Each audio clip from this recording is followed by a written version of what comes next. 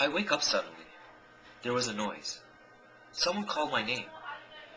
It sounded like Henry. I sit up in bed, listening. I hear the wind and crows calling. But what if it was Henry? I jump out of bed and I run. With no shoes, I run downstairs, out the back door into the meadow. It's cold. The wind cuts right through my nightgown. Where is he?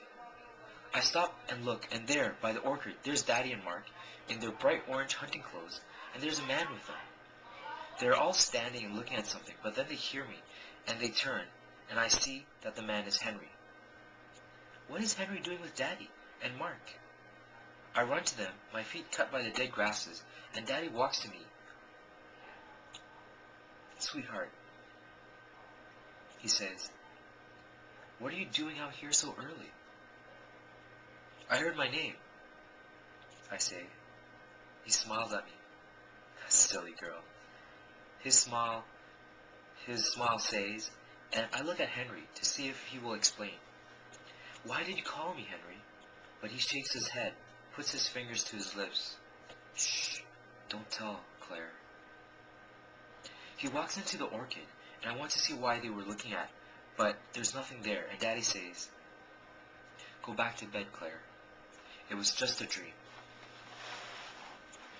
He puts his arm around me and begins to walk back toward the house with me, and I look back at Henry and he waves. He's smiling. It's okay, Claire. I'll explain later. Although knowing Henry, he'll probably won't explain. He'll make me figure it out, or it will explain itself one of these days. I wave back at him, and then I check to see if Mark saw that, but Mark has his back to us. He's irritated and is waiting for me to go away so he and Daddy can go back to hunting. But what is Henry doing here? What did they say to each other?